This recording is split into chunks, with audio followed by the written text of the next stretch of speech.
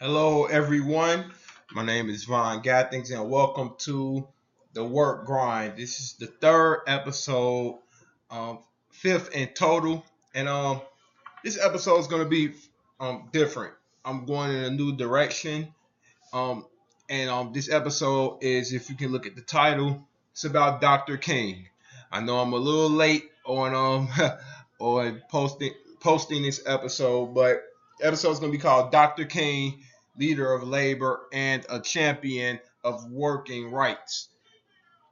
And again, it's from my vlogcast, The Work Grind. So this is going to be a primarily an audio only episode. I don't want to do pictures. I don't want to do slideshows. I don't want to do that. So it's just something you can sit back and listen to and follow along and agree or disagree on some of the things I'm going to say. So a little bit about why I'm doing this episode. As you know, we're in some very strange times, politically, socially, however you want to put it. Um, so we're coming off Dr. King week. Well, Dr. King's birthday. I say Dr. King week because a lot of the places I work they celebrate the whole week of Dr. King's birthday. But as you know, he was born January 15th, 1929, I believe. I may be right, but January 15th is his birthday. So it was celebrated on the 16th on that Monday. But I am a person who tries my best to keep Dr. King's legacy alive and well. And we see many ways that his legacy needs to be alive and well.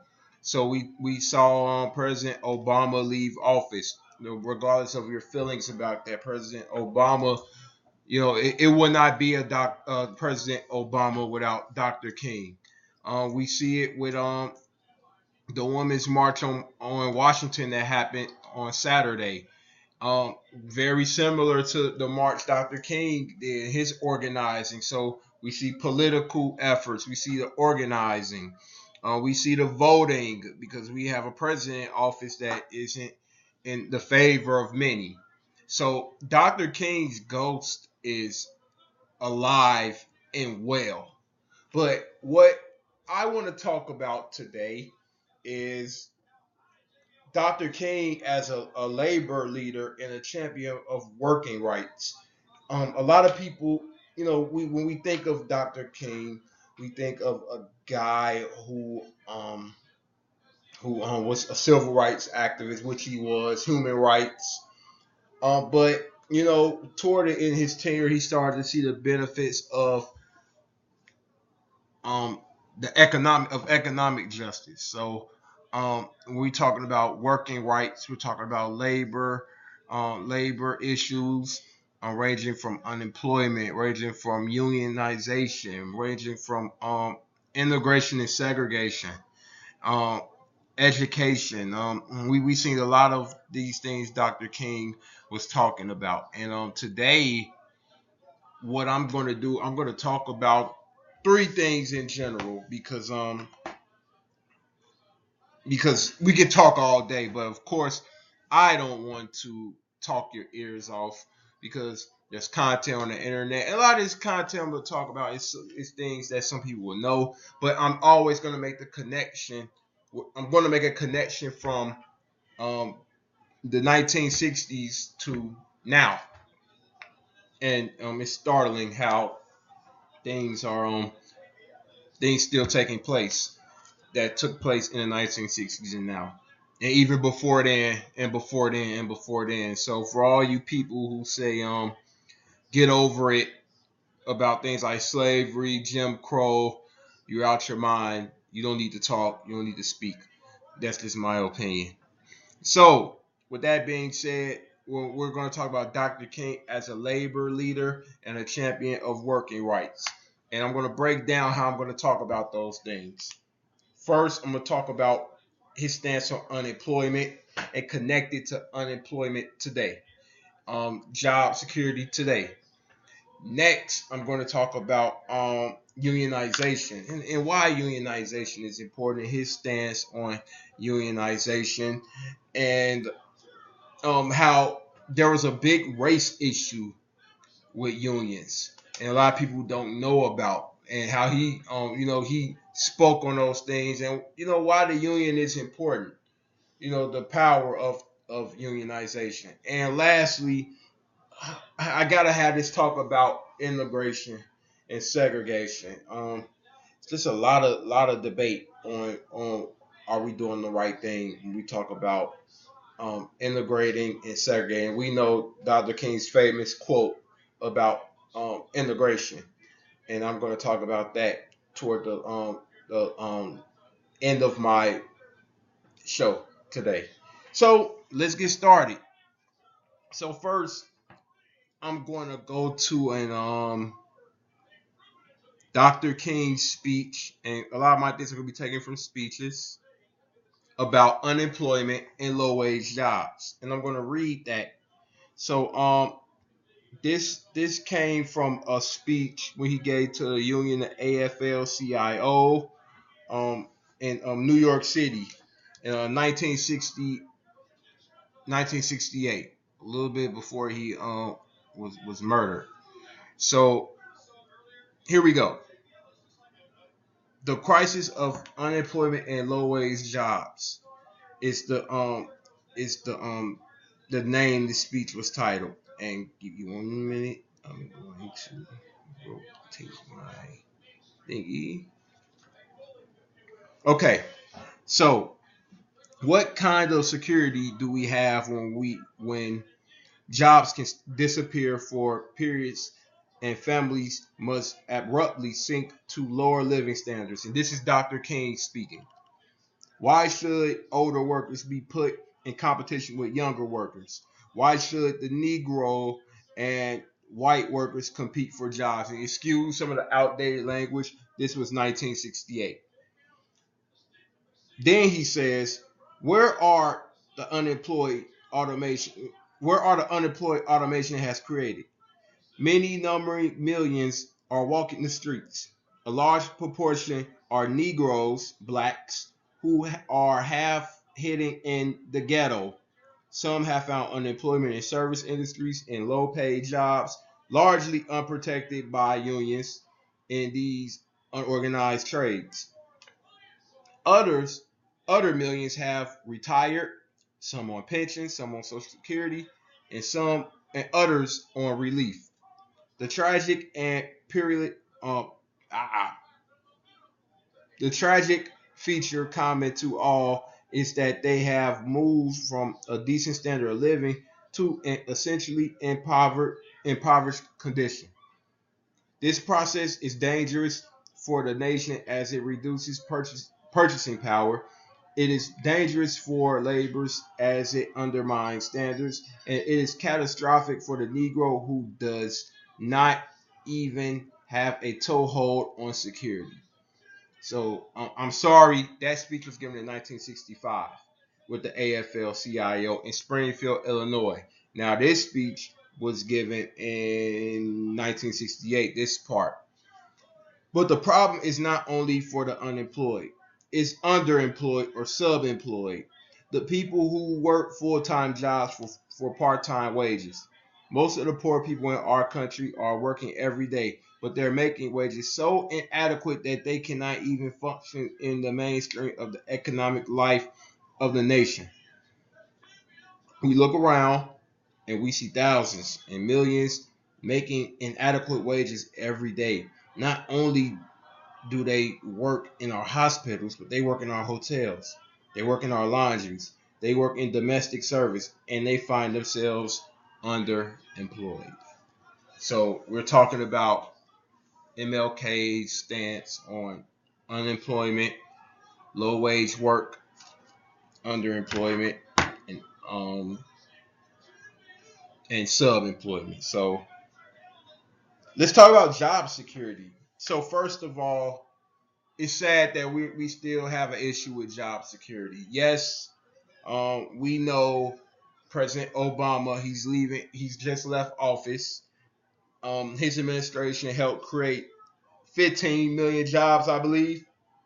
What I saw Joe Biden put out 15 million on his Twitter, and I saw some statistics. Obama say 11.9 million. So okay, somewhere around 11 to 15 million jobs created.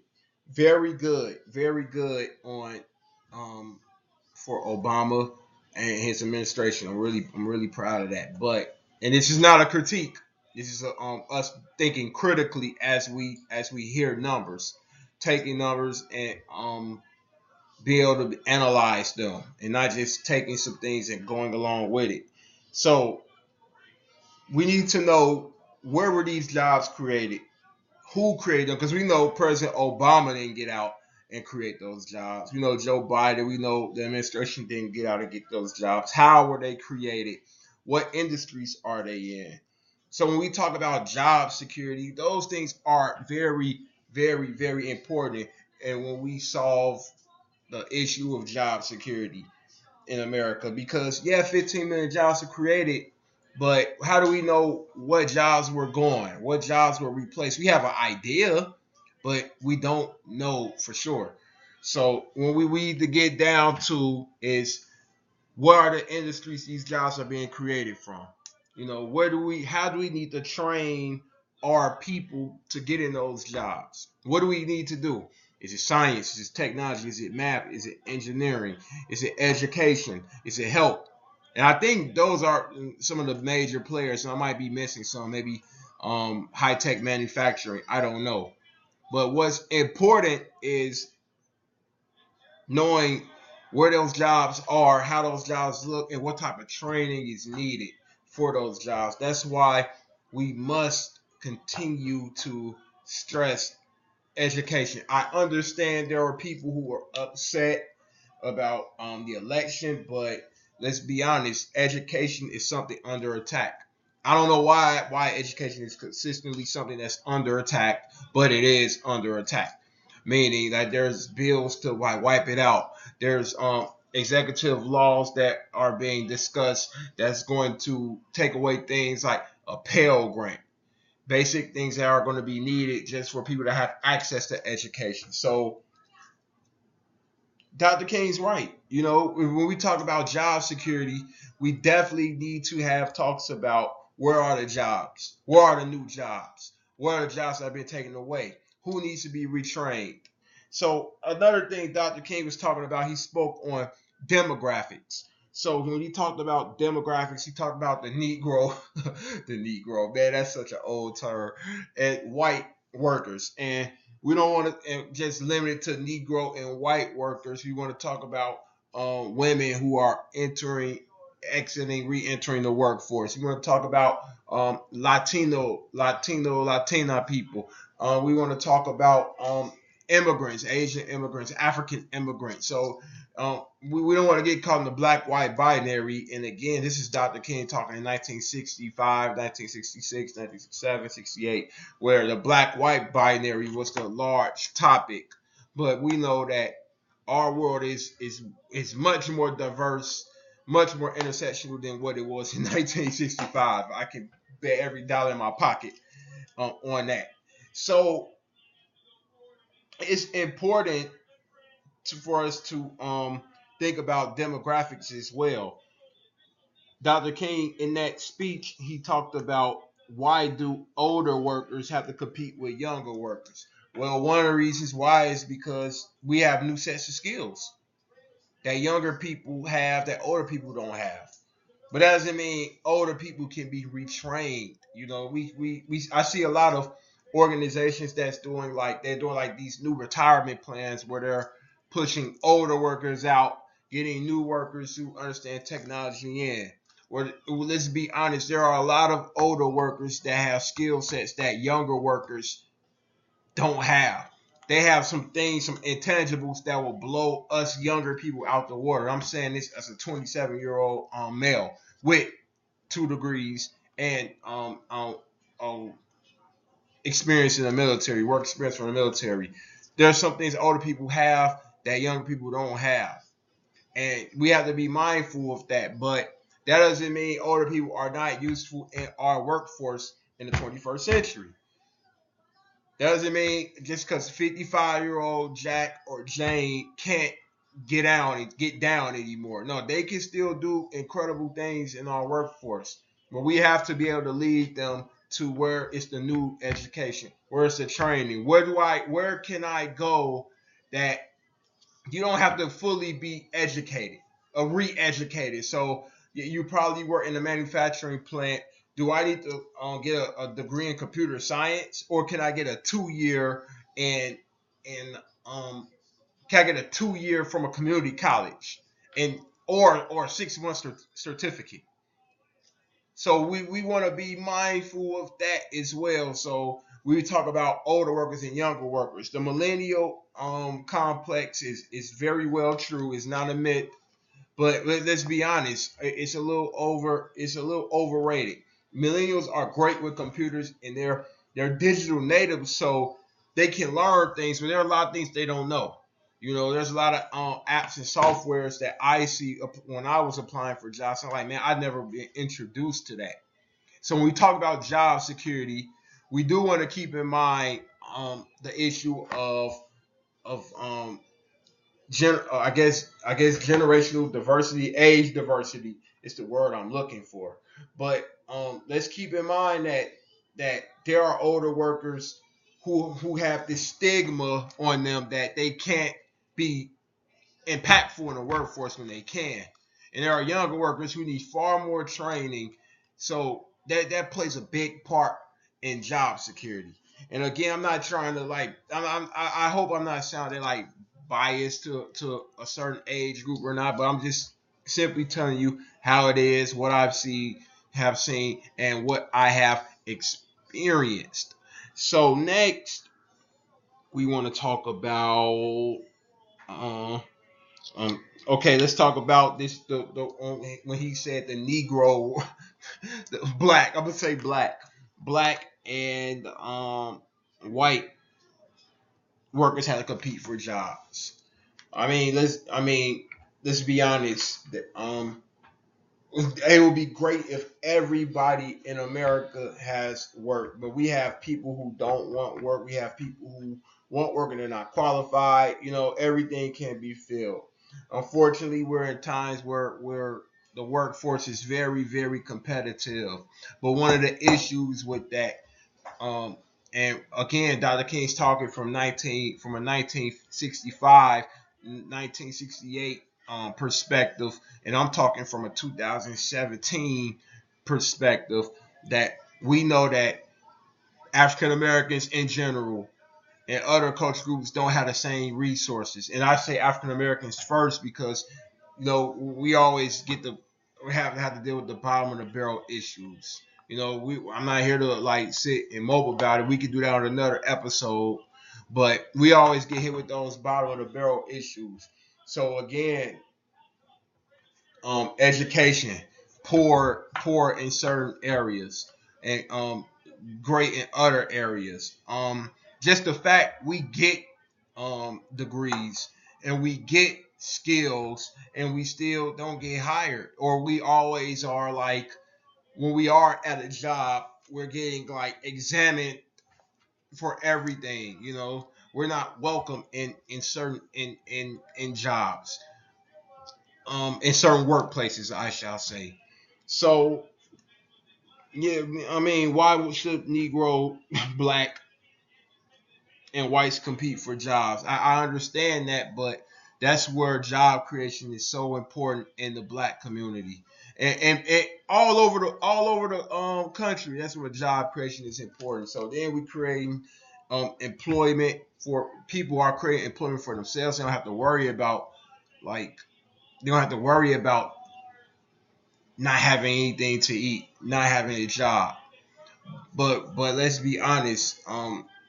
Blacks are still at a severe disadvantage. Latino people are still at a severe disadvantage when it comes down to competing for jobs, even the ones that are qualified for it. And now, you hear things like people are overqualified for jobs, so they can't get it. What is that about? I don't understand that. I never have understood that. So we got people who are getting jobs of minority, getting degrees, getting certificates, getting skills of minority status, and they have to be confronted with the question, with the answer that you're overqualified for this job. We can't give it to you. So am I underqualified or overqualified? So there's a reason why whites and blacks are competing for work. And I don't know if it's real competition because, well, again, we have like African Americans, blacks that they're getting qualified, they're not getting jobs. So I don't want to keep saying that because I keep repeating myself over and over. So you get what I'm saying when we talk about competition within cultural groups.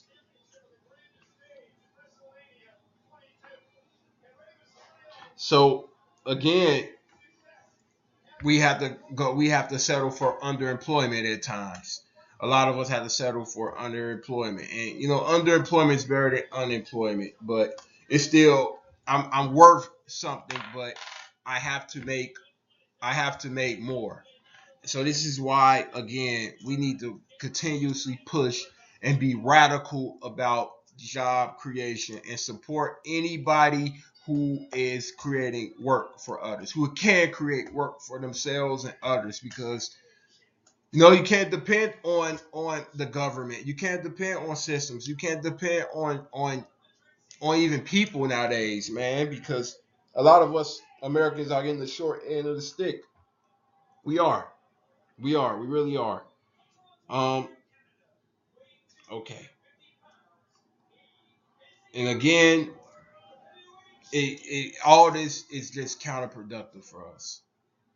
So when we talk about counterproductivity, purchasing power, people need work to buy things for consumerism. People need work to live, to retire.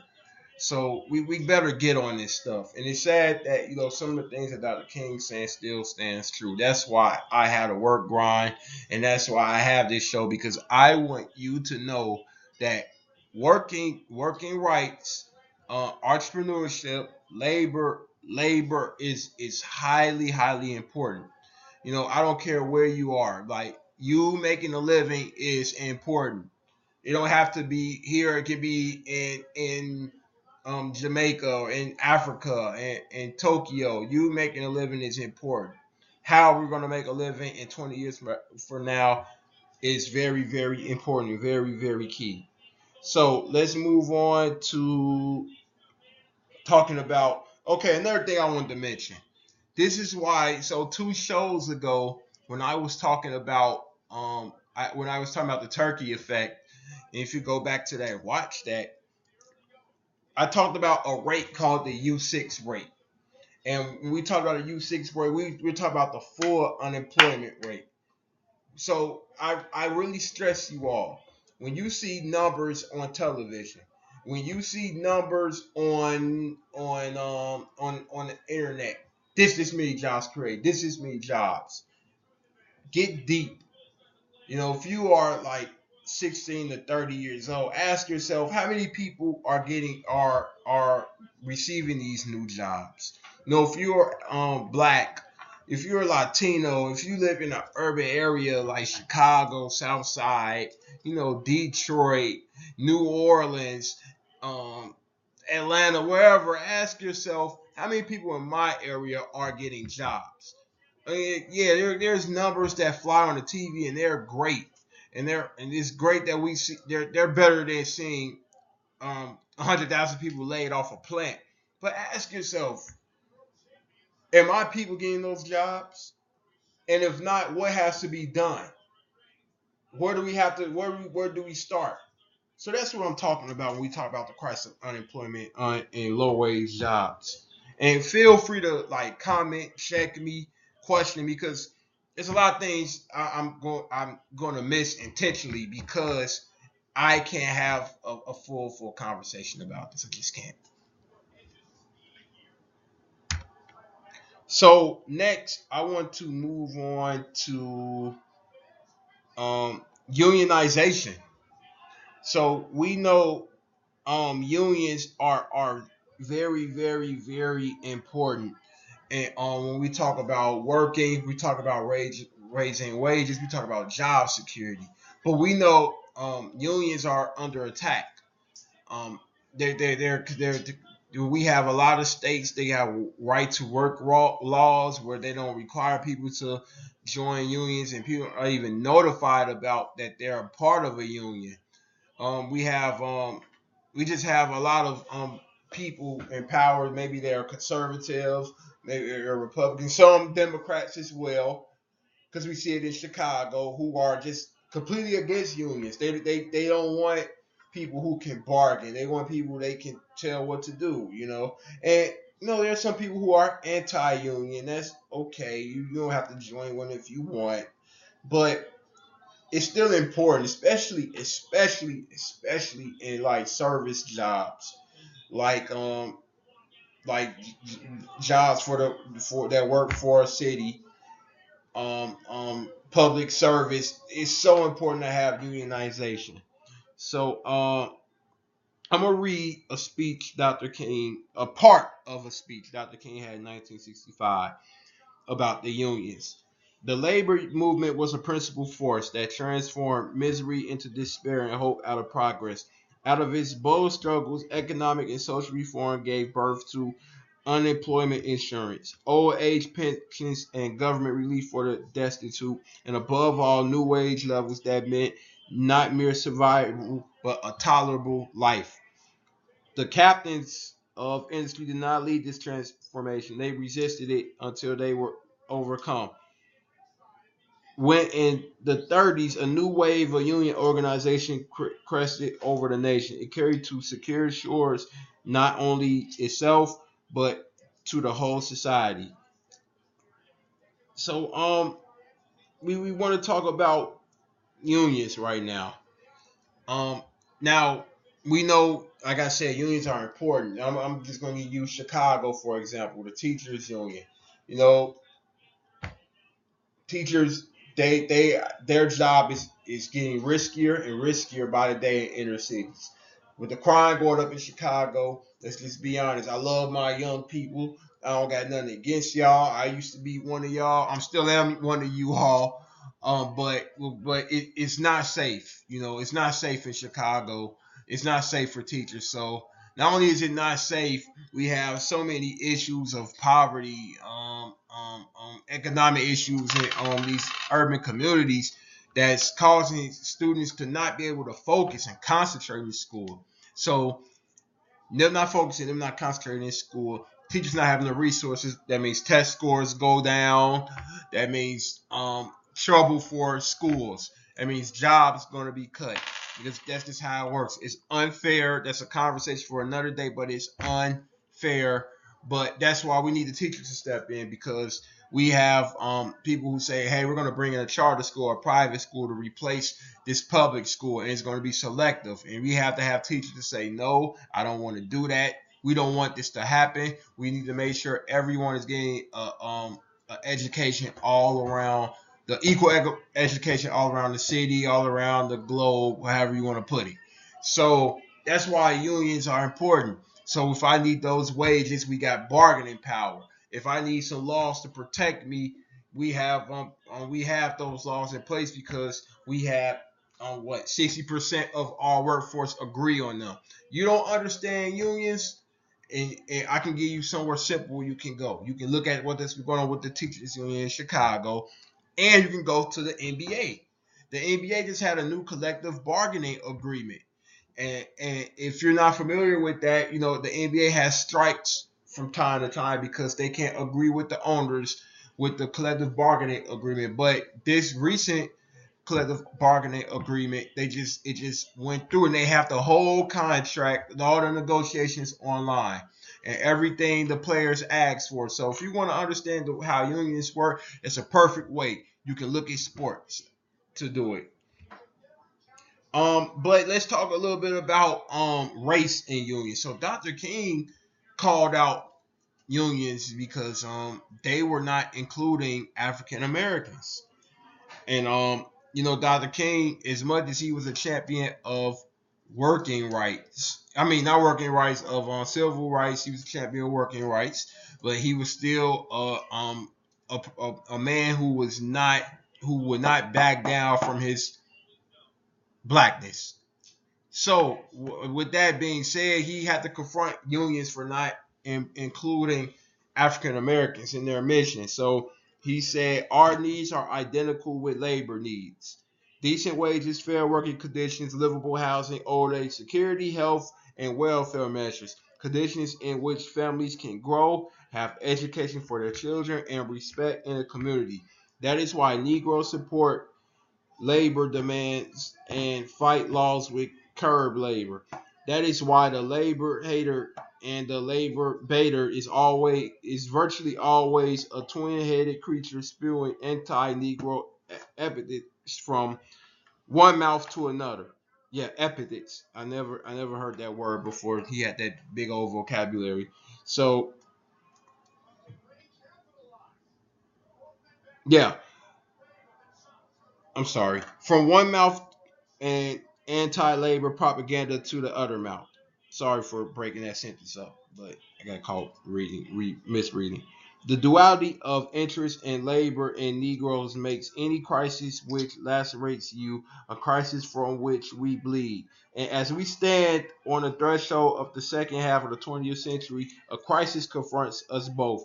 Those who in the second half of the 19th century could not tolerate organized labor have had a rebirth of power and seek to regain the despotism of that era while retaining the wages and privilege of the 21st century. So again, here are black people talking about their issues with labor and how unionization is important to them. And we had issues, and Dr. King has a whole speech on this online where unions were saying that they were still they were dominated by white men. Let's just call it out. Whoever gets mad. I don't care. But they were they were dominated by white men, and they were not including issues of primarily black men. It was the time. I know it's a little gendered, and you might not hear black women, but a lot of the jobs were held by black men, those manufacturing jobs. So that being said, Dr. King had to call them out. He had to call them out. And this is what he said. He said the two dynamic movements that reshaped the nation over the past three decades are the labor and the civil rights movement. Our combined strength is potentially enormous, and we have not used a fraction of it for our own good or for the needs of society as a whole. If we make the war on poverty a total war, we seek higher standards for all workers for an enriched life. We have the ability to accomplish it, and our nation has the ability to provide it. If our two movements unite their social pioneering initiative 30 years from now, people will look back on this day and honor those who have the vision to see the full possibilities of modern society and courage to fight for their realization. On that day, the brotherhood of man, undergirded by economic security, will be thrilling and a creative reality. And he gave this speech on 1965.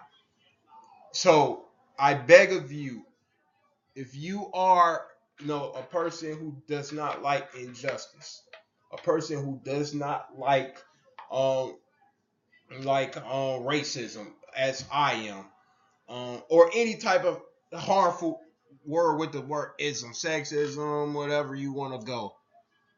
I promise you that there are a lot of workplace issues that Black Americans face, and I know we see police violence. We see Black Lives Matter. We see all these things, but working is a right we have. We have a right to get a job. We have a right to make a living, and you have a right to get whatever job you want.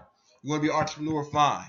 But if you want to be a teacher, if you want to be a nurse, you have the right to the certain wages, the certain wages, the same wages that whites have, that or any other group has the same working conditions. And let's be honest, it's still a, a fight in the struggle.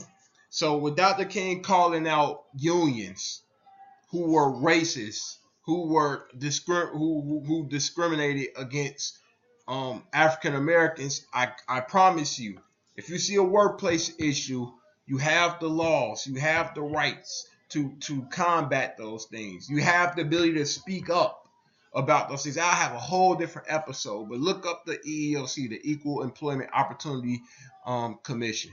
Look those things up. Talk to your coworkers, because like we have these issues that go on.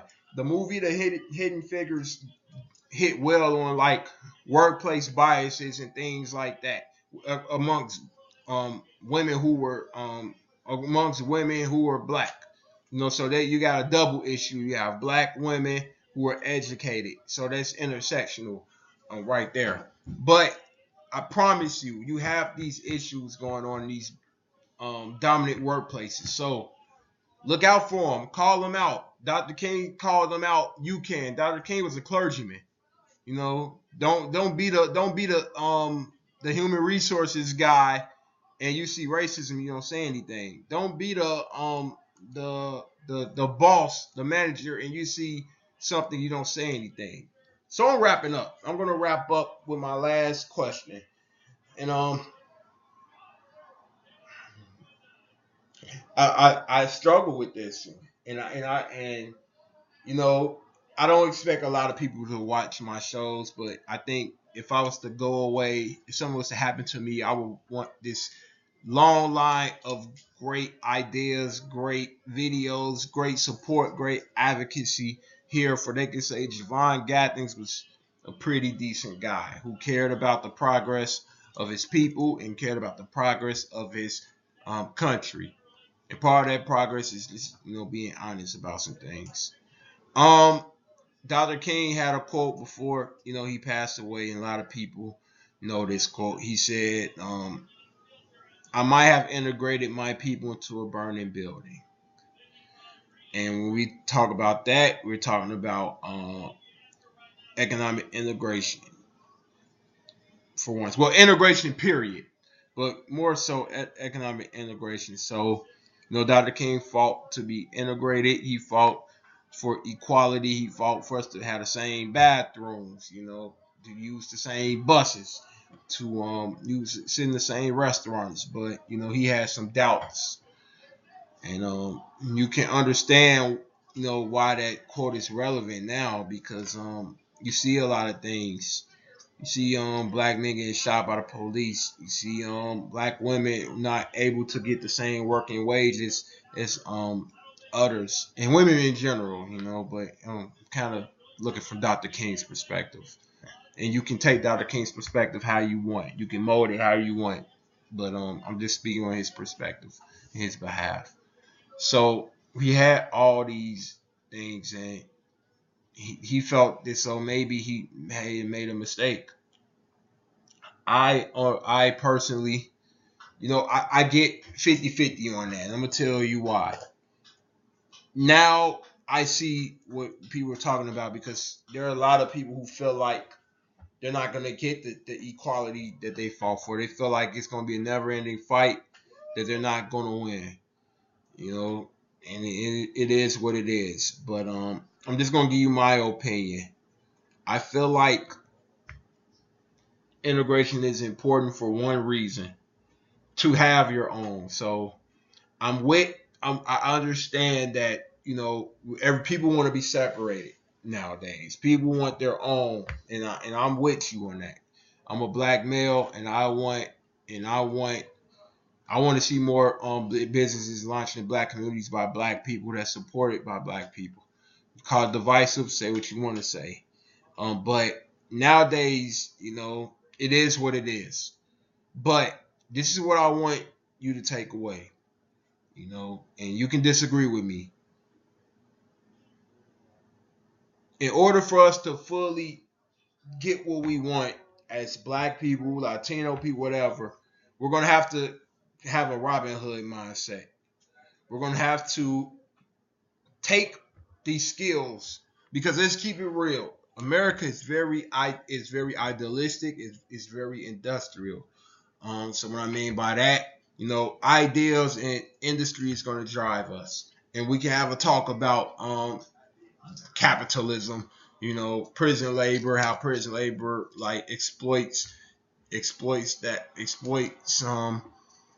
workers and things like that. So, but what I'm saying is, in order for us to get that independence, I'm not going to say separation. I'm saying that independence we want, we'll have to take from our superiors. So we're going to have to take the skills, take their ideas. So we see a lot of tech companies started. Let's take those. Let's get in those spaces and take and push for independence. So when we see tech companies created, engineer companies created, you know, before we do anything and compete, because those are things we need to compete. That's going to make us competitive. Understanding technology, understanding science, understanding math, and let's be honest, a lot of our peers in other culture groups, they got us on it. So we have to take from what they're doing and make it applicable to for us. And I don't want people to feel, and look, it is what it is. Yes, like we had the Black Wall Street, we had that, and something can happen again. We have to have faith in ourselves. We have to be honest and realistic. And when we say that, is that technology is where we have to go. Like we have to go the realm of technology. We have to not be afraid of. We have to understand engineering and math. Like a lot of the service jobs that we have, they're not gonna fly anymore. So did we integrate? Did he integrate people into a burning building? Maybe so.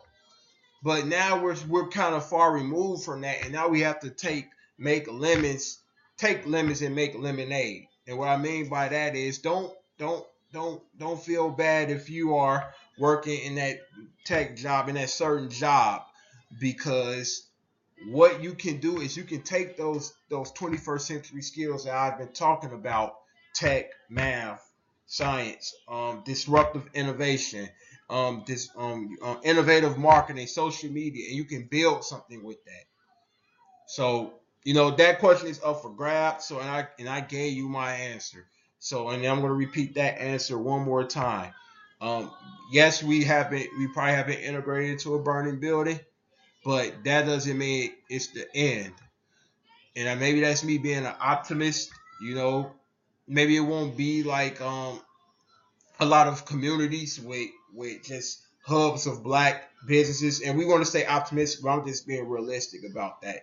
It might not be like a lot of hubs and a lot of communities, but we do have the internet to our advantage. We do have online shopping to our advantage. So take what you can from these dominant companies, and then you get the skills you need, because you can't do it alone. I'm just sorry. A lot of things you just can't do alone anymore. So we'll talk more about that down the line.